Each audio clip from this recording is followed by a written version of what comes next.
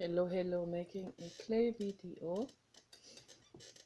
Before I get started with the subject, I need to talk quickly about horse the horse petition that Paul put on Facebook. I will go look for it and put the link under the video because that made me cry again.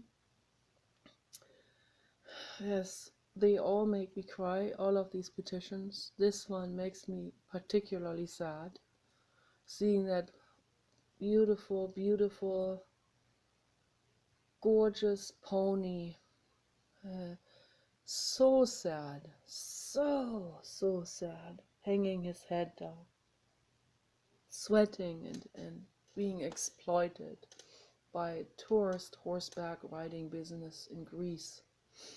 And I want people to sign this. This is unacceptable for them to have heavy people ride them all day long, and some of these horses I heard, and there's a video also for those people who are not afraid of graphic things. And I personally can't watch these things. I will have a nervous breakdown. So it's enough for me already to see the photo of the depressed animal. I can't stand it. So some of these horses, Paul told me, are driven to death from exhaustion. Okay, I need people to sign this. This is unacceptable. We cannot tolerate this in the world. Absolutely not. It's brutal, It's just brutal. The world of humans is brutal. And I have the right to say something. I was in the chat room. People accused me of being negative, spreading negativity. If we don't look at the negativity that is in the world, how can we even figure out that there are things that need to be repaired? Okay, we can't, obviously. We have to be willing to look at the issues, and the issues are very negative. They are very negative, you bet. It's not fabricated or deliberate negativity spreading. It is looking at the problems and waking people up to it, shaking people up to it. That's what I'm doing. That's why I'm hanging out in those chat rooms, to bring more awareness to the public. But as always, it's just 1% of people who will listen to me and who care. The rest, they don't care. They don't want to bother with anything. Makes me very sad. Very sad. And I see a lot of substance abusers, in chat rooms or anywhere I look. And I have a lot of friends. I know a lot of people who have taken hallucinogenic drugs. A lot of people who are now in their 60s, 50s and 60s, and they are not doing very well. Okay, they're not getting their lives straightened out. They are on governmental support. They get all of their facts messed up because the brain doesn't work very well anymore. They can't see what is what. They can't identify the problems anymore. Often those are also the ones that will say, I don't want to hear your negativity. They want to pull the wool over their eyes. And in the meantime, they are animals and humans suffering in the world, and they pull the wool over their eyes. So I can pull the wool over my eyes and say, I don't want to hear any negativity. Now everything is good now because I pulled the wool over my eyes. I don't see anything, I don't hear anything. Okay, it's not brought to my attention. Thus the world is good. Thus, everything is perfect, perfectly orchestrated, is what these people will say. Okay. I totally disagree. Okay.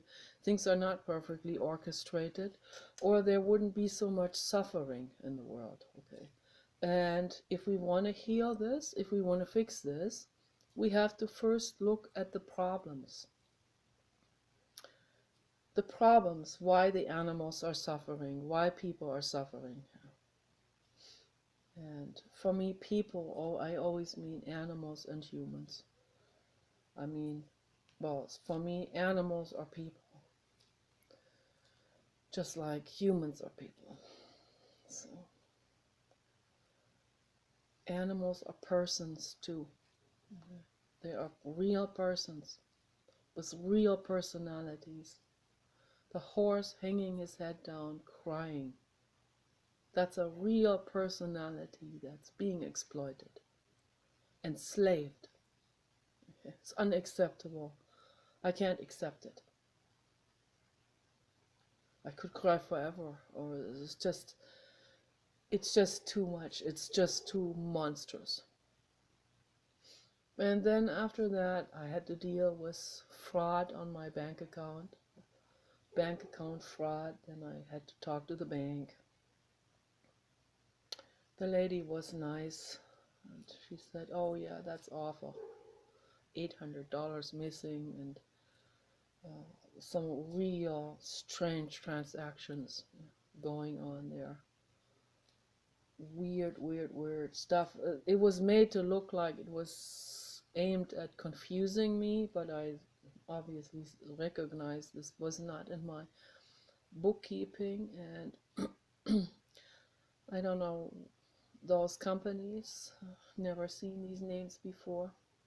3 different fraud companies taking money from me. So I filed a claim, and the guy was so indifferent, and so he didn't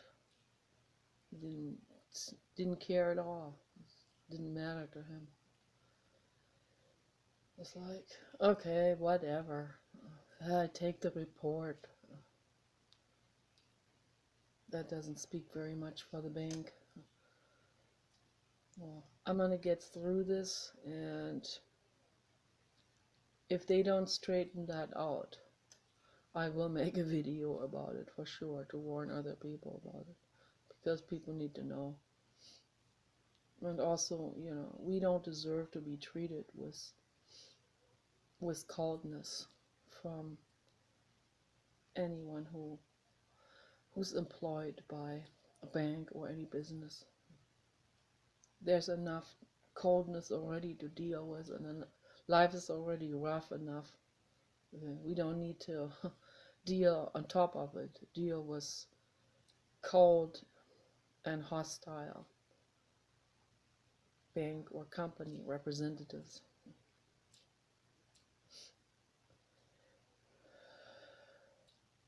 And of course, I see it right away when someone is just acting polite.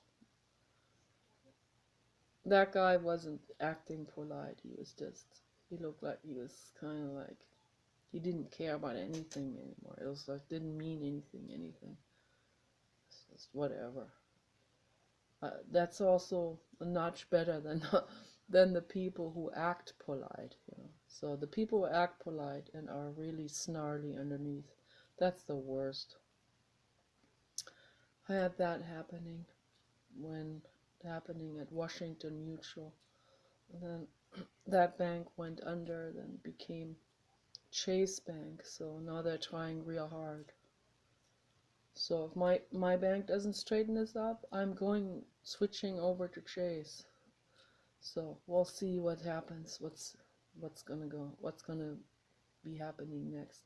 All of these things, you know, it's really, it's just so, to have to deal with those kind of things, you know, to deal with these frauds and with people, with trolls and with saboteurs, to have to deal with these kind of things, to have to dabble with this kind of stuff, you know. And that's basically, that's the whole world set up like this. I'm not the only one, of course. I mean, how many people are dealing with these kind of things all the time? Much more than I do, And then that's like, that's also another reason not to rent out a place to anyone. I have friends, they rent out. They have many, many, many, many renters and many, many buildings. And they have only problems all the time. All the time dealing with people demolishing. I mean, like literally demolishing people's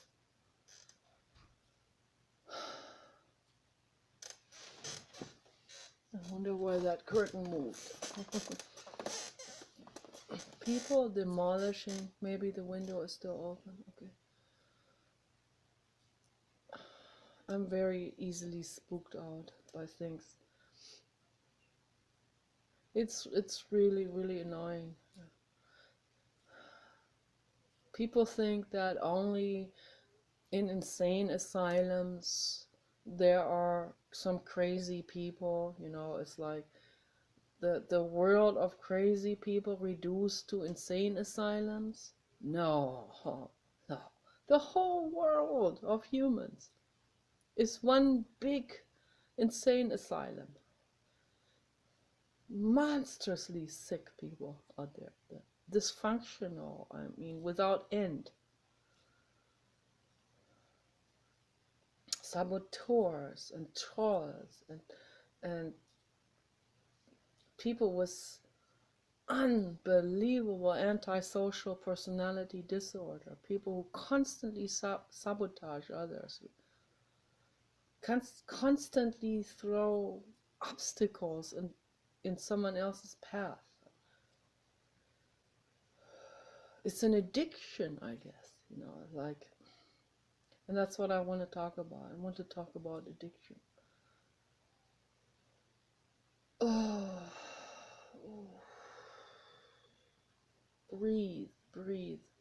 You gotta breathe, man. You gotta really breathe, first of all,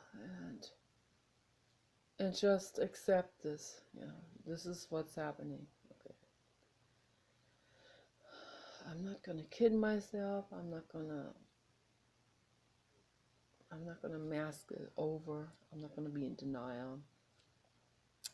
I'm not one of those people who want everything positivity with everything, because it's not, obviously, and we see it. So, first of all, look at the problems. This is the given situation, okay? Breathe with it. Don't deny it. Look at it, okay? That doesn't mean we have to dwell in it and become hateful and create a front and a war or something. No, that's not what I'm saying. We have to look at the problems and then figure out the solutions to it. And for that, we cannot be in denial about it. We have to look at it, whatever it is. Look at the problems. And also look at the problems in our own lives, in our own households. Look at the relationship interactions that are not good. Look at our own.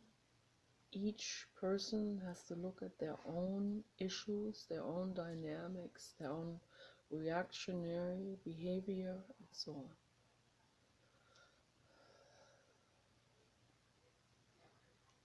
Right? When I say in a chat room, love is all that matters, and I see the tremendous hate that I get for saying that, I mean, right there, this is like, it's like sledgehammer into our faces that says, the world is sick. Like, let's like look at it, yeah, because it's right in your face. Maybe you see it when there's hate from people who get so angry for me saying love. We need to bring love into the world, right there. And such a number, such a large number of haters. Women are usually not on board with that type of hate like this. It's usually men.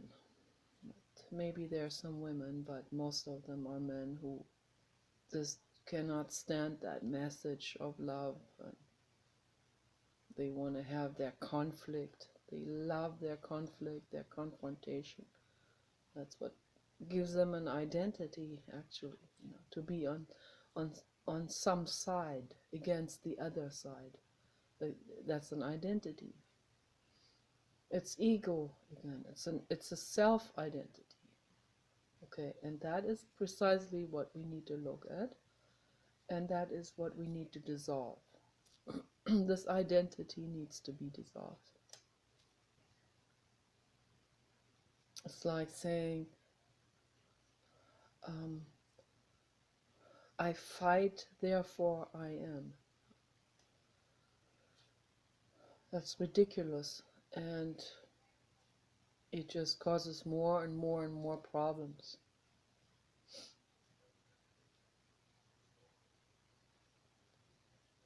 And then the other people are the drug addicts and the substance users, the ones who want to escape into a more fanciful world, imaginary world, or they want to tune in and tap into the other dimensions with the hallucinogenic drugs. And then what happens is, this is really serious, what happens then when they haven't done any work on themselves, when they haven't done any meditating. They just want this roller coaster ride. They want this, and that's why they call it recreational drug, like it's some kind of amusement park. You take any hallucinogenic drug, particularly the hard ones, LSD and also psilocybin mushrooms.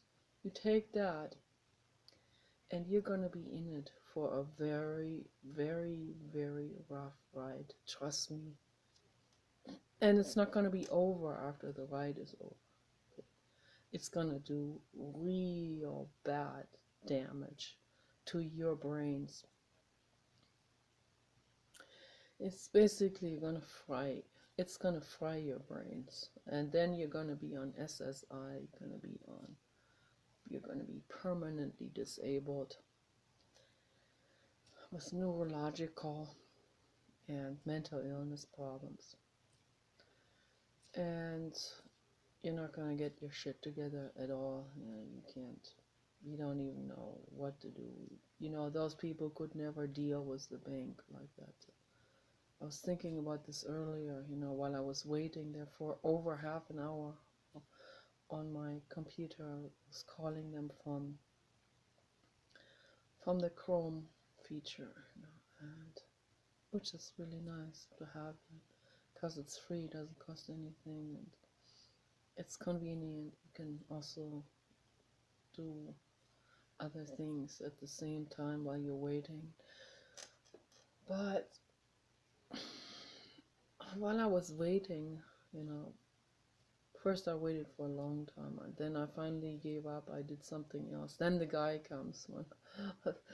But I was waiting and waiting and waiting and thinking about this, thinking about the turmoil and all of this, and the sabotage and the gangsterism and the thieves and all of this. This is basically self-sabotage, what these people are doing to steal people's money like this. It is self-sabotage, because it doesn't make their lives better at all. Eventually they go to prison. It's just a miserable existence. That's what it is. They're constantly afraid. They're getting paranoid of being caught. What kind of life is that? And also to sabotage other people's lives. What kind of life is that? What kind of useless, parasitic life is that? I mean, really ask yourself these questions, those people, I'm addressing it towards those people, those crooks out there, and saboteurs. What kind of life is that? That's not a life. That's bypassing life. I was thinking, like, those people that do drugs or that are completely mentally ill, they could never function like this, calling the bank or straightening anything out, or writing a letter to the city council for having been crooked on the property tax. And those people, that's why almost no one disputes these things. They don't even know they can dispute those things. Most people don't even know they have any rights, or they can actually do something, some legal actions to protect themselves and defend themselves. They don't know that this is possible. They don't know how to do it.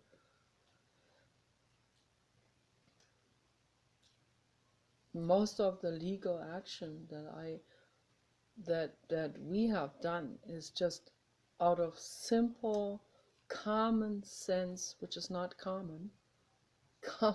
That's why it's not good to use the word common sense.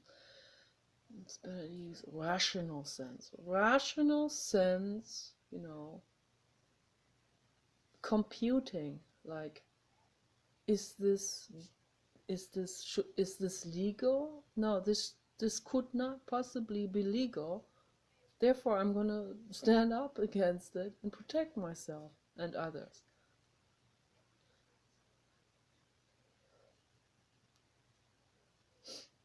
But most people they cannot think that far at all.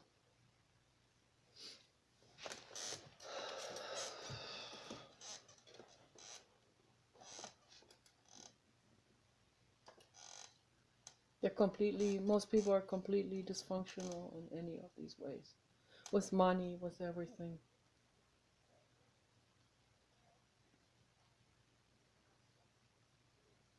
And let me tell you something, this is really important. If you're a substance user, if you drink alcohol, even if it's just a small amount every day, you are a substance user, okay? And if you put nicotine into you, and that's a real highly addictive drug, nicotine.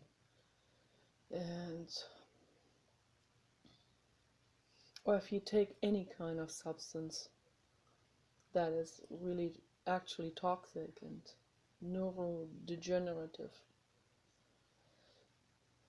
and brain damaging, if you're on any of these things, you are ruining your entire life. You're ruining your brain, your body, your friendships, and your ability to navigate through life in a rational way. You're damaging all of this. You can't be a mother, you can't be maternal if you are damaging yourself with substances. You cannot be paternal. You can't be a parent to an animal or your children. You don't function well. And you go into depths. Some people get caught up even with underground depths. That's when you enter into the underground scene, where it gets really bad,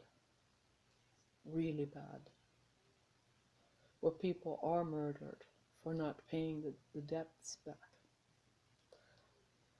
Yeah, it dwindles, it dwindles. And this is my message to you, as a friend, to all of you who are in that kind of situation. I care. I care about you, and I see what you're doing.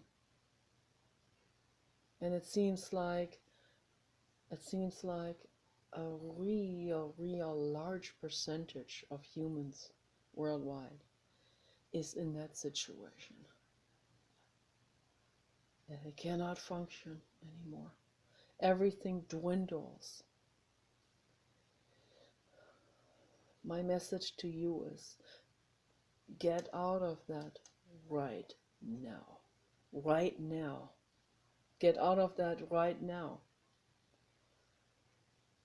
Get out. It's not an option. This pill or that substance or that bottle of whiskey, it's not an option. It is not an option for you. It's not an option. It's not a route to take. Okay. It is a death sentence. It is, but not just that. It's a real cruel death. And it makes others suffer in your vicinity. It makes your whole family suffer. Your children, your animals, your wives, your husbands, your parents, family members, any kind of caretaker, any kind of protégé.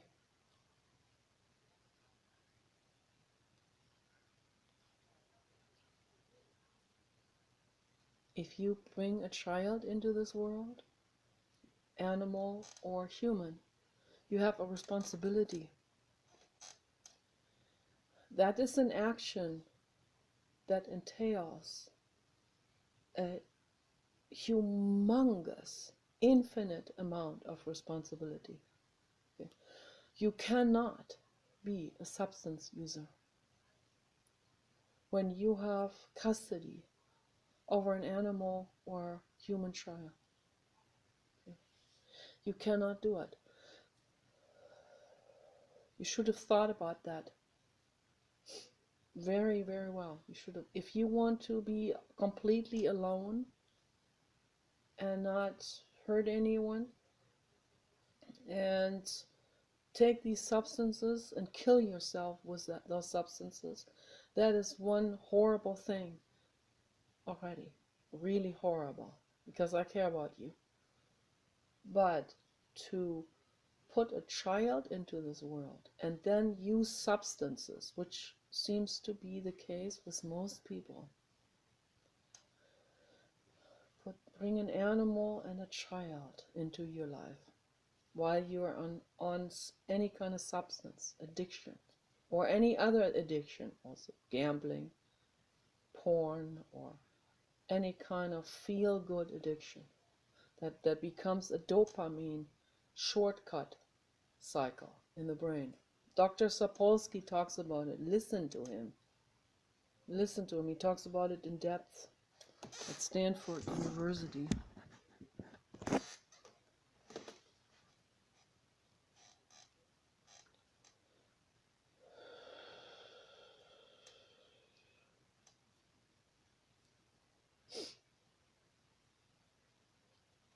This is real serious. This is really, really, really serious. What's going on in the world with all these substance abusers. Some of them may quit later on, but their brains are mush. They cannot function. They're going to be on governmental support, and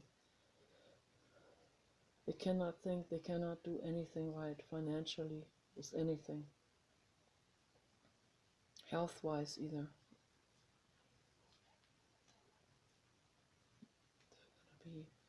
They cannot think straight at all. They're going to be trusting people. They're going to be trusting crooks. They're going to have horrible relationships, abusive, and The list goes on and on and on.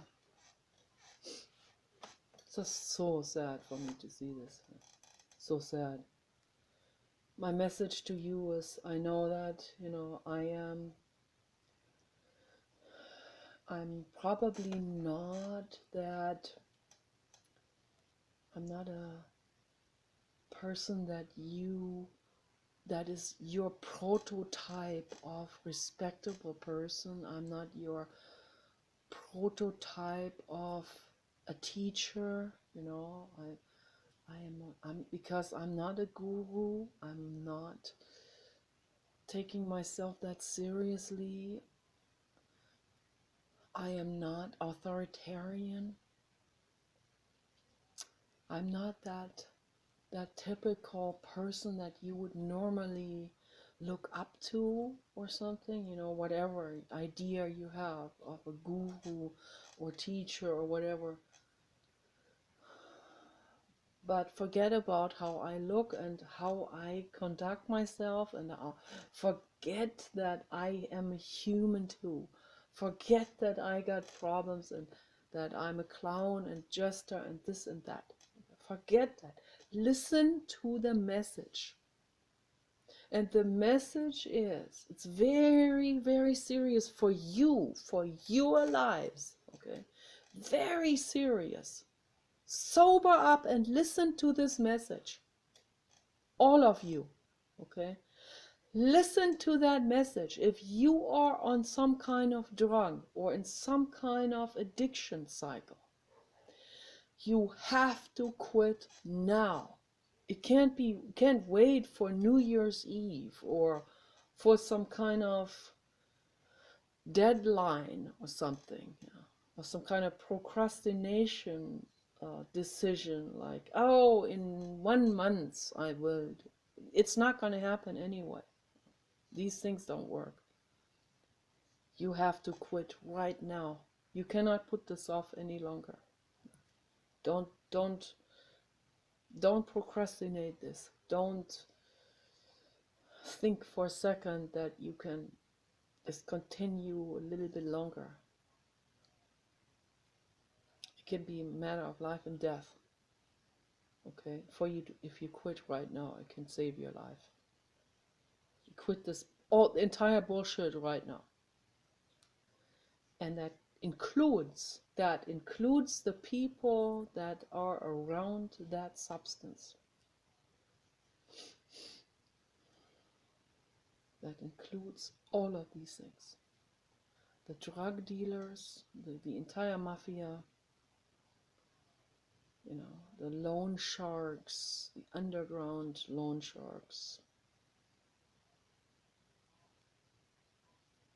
the disguised loan sharks that will come forward later, that will have you by the balls, that will blackmail you, that will get elicited out of you if you have signed your life away to someone like that. They will come for it. You think, oh, it's probably not gonna matter, I'm not gonna follow up on that, what I signed there. It will come for you. Okay. Do you see what the substance is doing to you?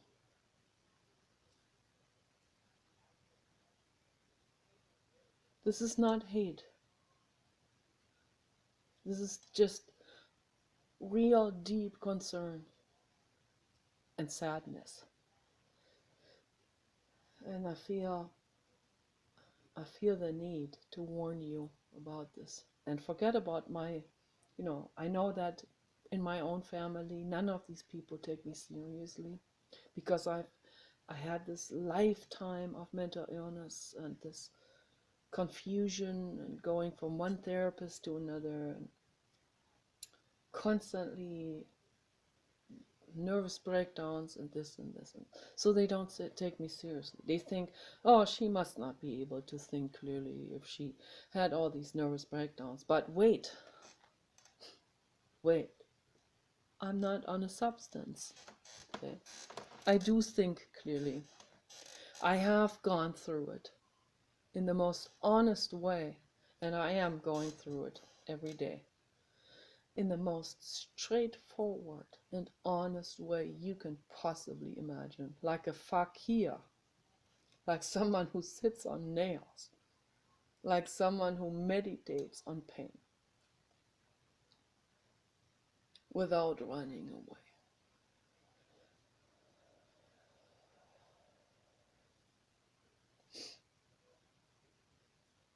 Because I know,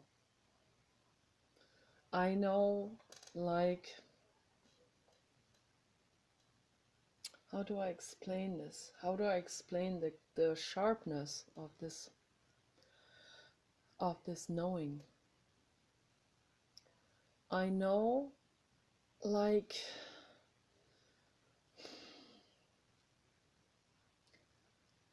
as if you go into ice cold water. That's how I know.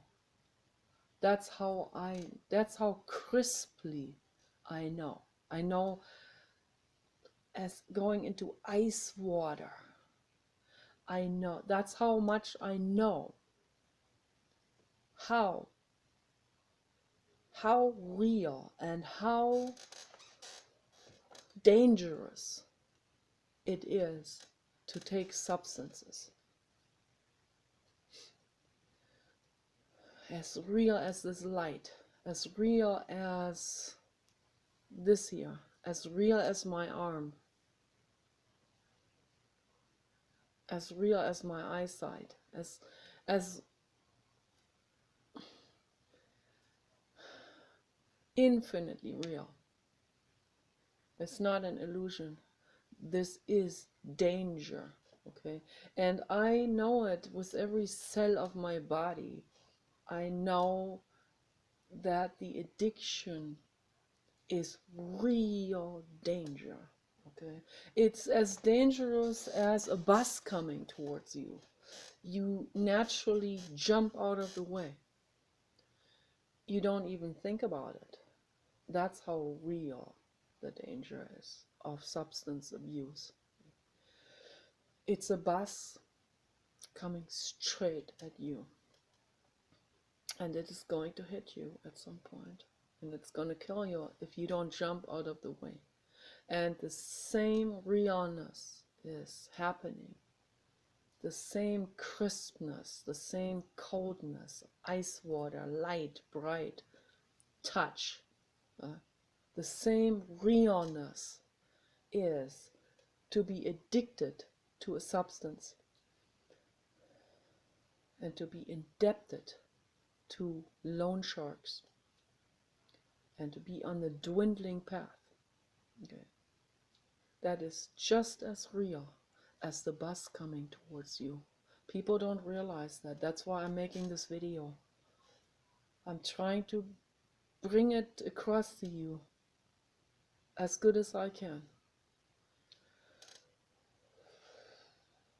I know I can't struggle with anyone. I can't teach when I struggle. But this is as good as I can deliver it, that message. It's a bus coming towards you, and you gotta get out of the way. It's real danger. And that's why I'm saying, if you are addicted to something, you gotta quit it right now. Right now. And even if you have to sign into a rehab, and even if you have to sign into the rehab for the second time, do it. And the psychiatrist or psychologist there is not someone who gives you the last conclusion of wisdom and knowledge and advice, okay? So let me assure you of that. I've been through this. These people don't know what they're talking about. It's mellow at best. Okay. What you have to do is, and you don't want to go from, addiction to become a fanatically Christian or this or that, through some kind of AA meetings where where you're being pushed from one thing into the next. No, that's another addiction. That's also dangerous, very dangerous. You don't run away from the problems anymore. You sit with it in meditation. And there are plenty of people on the internet. The internet really delivers this to us on a golden platter. There's no more excuse. The internet has it already for us. Eckhart Tolle has amazing meditations for all the people who are in the Western world, and he brings it over across in a Western way, and Pema Chodron does too. Okay, and then for those people who are a bit more advanced, they can listen to Jiddu Krishnamurti and David Bohm talk. And they can have that run. Okay, and that is what gives me tremendous support. I think without these videos, I have it running right now. I think without those videos, I doubt that I would have made it through, particularly in 2012 when I had the panic attack. I doubt it. Probably would not have made it through. I don't know what would have happened then. Could have ended in suicide.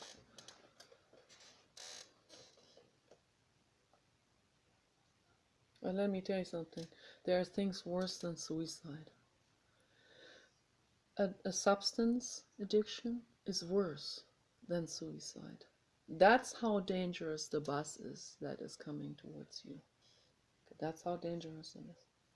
And maybe you numbed yourself, you numbed your brain with those substances so that you don't see the bus coming. Okay? Wake up right now to that fact. That's all I can say. Become very realistic about this. This is pure danger, what you're doing. If you are addicted to a substance, you quit it right now. And I'm talking about alcohol, I'm not even talking about nicotine, I'm talking about alcohol, hallucinogenic drugs, and those prescription drugs like Vicodin and Xanax and those kind of things, tranquilizers and sedatives and pain medicine, all the different types of pain medicine that you get prescribed, because the physician gets a kickback from the pharmaceutical company. So physician will be very eager to prescribe that to you. Even if he sees you addicted, he goes, oh, whatever, I get my kickback. That's the reality. That's the reality of things. And yeah, it's negative. I didn't make that up, though. It is negative because it's negative. Okay? It's not additional negativity or something. It is negativity that's there and that needs to be addressed. And we need to look at it. We need to look at the issues before we can solve it. You gotta be willing to look at it. This is real serious.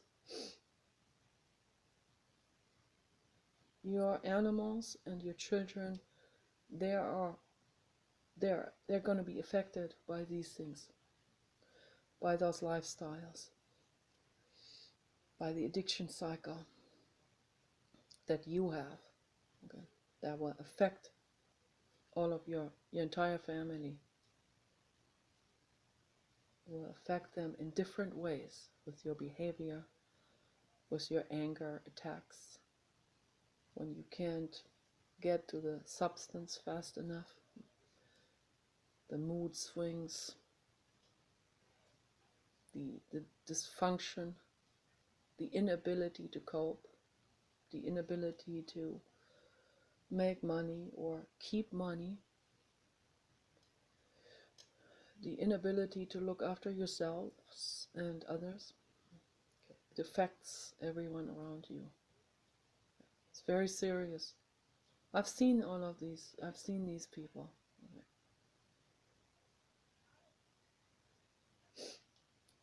I've seen these people in person, and I see these people talk on the internet. I see their excuses. I see how they kid themselves. I see how they deceive other people to make other people think they got it together.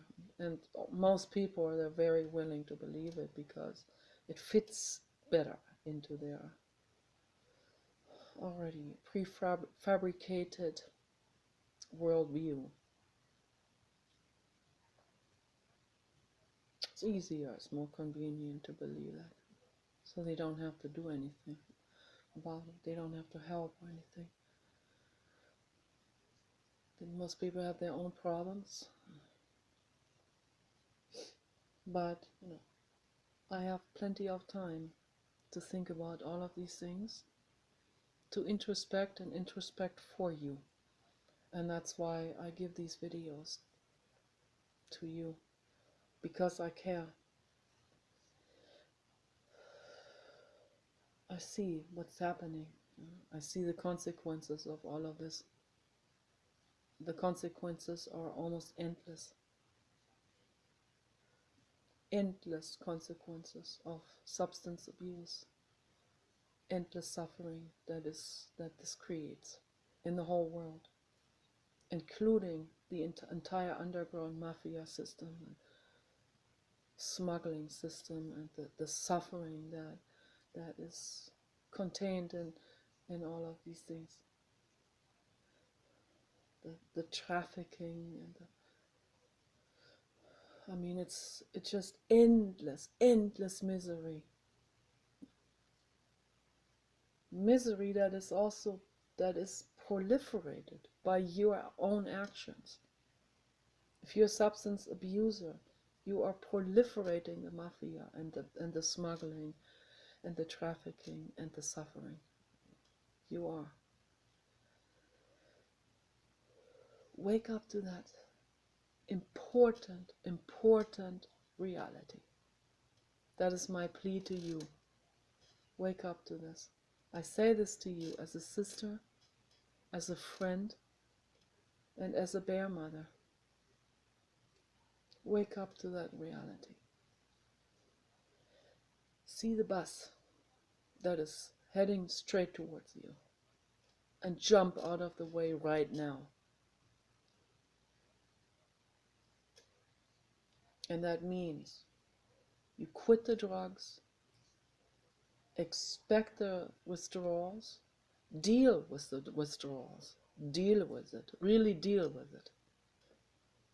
I'm here for you, and at any time. At any time.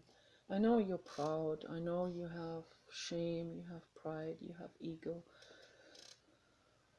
I know you don't want to talk to a clown. It doesn't matter, I'm still here. The message is what matters.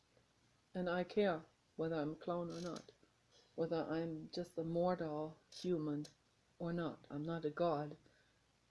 I'm just an indigo. I'm an artist, but I'm still here for you. Okay. I offer this to you without wanting anything in return. I offer this to you because I care, because I see the situation. I see what's going on. And if I can do something, then that's what I'm going to do. I sign petitions, I circulate petitions, I write blogs, and I make videos, and that's what I can do, and that's what I will do until the day I die. Okay.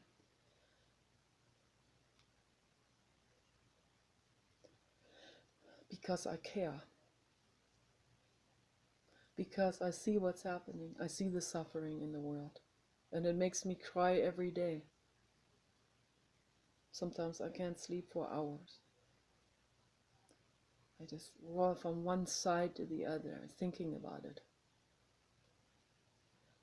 And I wake up thinking that we can change that,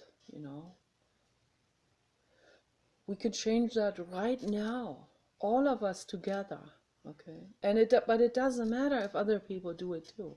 What matters is that you do it. You, right now. It doesn't matter. Don't look at other people. Don't look for approval or praise. Sit through this.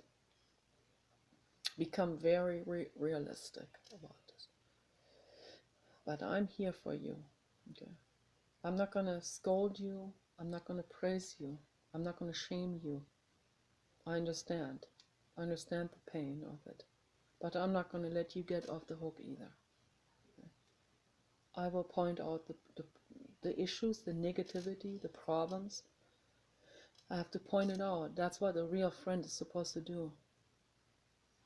A real friend is supposed to point that out, the bullshit. But the ego, people's egos in the chat rooms or back on Facebook, the encounters there. I say one thing and they fly off the handle. Who are you to tell me? And well, you got problems. Yes, that has nothing to do with the message. Okay. And I have been through all of these things, and I have studied holistic medicine for 30 years. I do have a thing or two to say about this. Okay. I really do.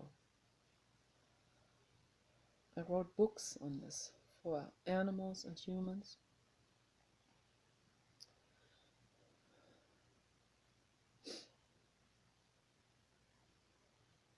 Read these books. Read it. Take the time to read it. Do this for yourself, for your own body, for your own cells.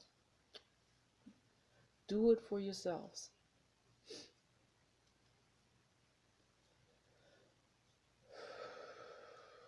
Give yourself that love of researching these things, getting into it. I've already mapped this all out for you. You don't have to reinvent the wheel. At least read my blogs. That's the least I can say. Or watch the videos all the way through. You can do something else while you're watching the video or listening. You can sew, you can paint. You can do something. You can clean your house while you listen. But listen to it. My videos, even though they're an hour long, they're a meditation. It's a meditation. So use that to meditate on. But also Judas Krishnamurti, really important, or Eckhart, or Teal Swan. Judas Krishnamurti is most important, okay, to listen to him, to meditate on that. Very important. Not the other guy, not Yuji Krishnamurti. Be very careful about this. Be very careful. I see these people, they go, oh, there are two Krishnamurtis. I guess I'll go with the easy guy. The homeless looking easy guy who says it doesn't matter what you do, it's all relative. It's easy to go with him. Nope, it's not. Okay, it's a trap again. It's a real trap, and I talked about this before, how these two are, in some way there's a connection there between them. They studied at the same school, but Yuji did not get to that level because he really worked hard on it. He couldn't get to the level because he was not there yet. Okay, he did probably the best he could during his lifetime, but you can clearly see he could not get to that level. He was still stuck in jealousy and self-importance and all of these things, crudeness.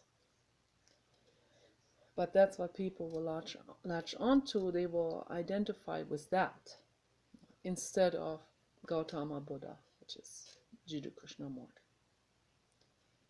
So my message to you is go with the best, and that's Jiddu Krishnamurti. Jiddu, Jiddu, Krishnamurti. Two Krishnamurtis. This is it's just a coincidence. You know, I don't believe in coincidence, but it is a common name in India. So, but they don't have anything in common, the two. So one is, you know, UG Krishnamurti. It's a very long Indian name. It's abbreviated. I could not possibly remember that. Yuga na Jan Ganga Yoga Padavada. So anyway, UG, okay, UG is a generation younger than Jiddu, and UG was Jiddu's student also, and UG pestered Jiddu. UG would find him and run after him all around the globe, go to his seminars, and would not stop and say, you got to give me the recipes for enlightenment. I want to know. Okay. But no, then he had these things happening. He had severe nervous breakdowns happening, UG. But because he would not let go of that enlightenment seeking. But then he misunderstood the nervous breakdowns that he had, and that lasted for like a month or longer. I know he didn't call it that because he knew that that was taboo to call it that. And that was the ego again. He's like beyond calling it, right? But there is the ego again. It nips itself in the butt. He thought that was enlightenment, but it wasn't. It was just nervous breakdowns because he wouldn't let go. He was feverishly trying to find enlightenment. Why? For the ego.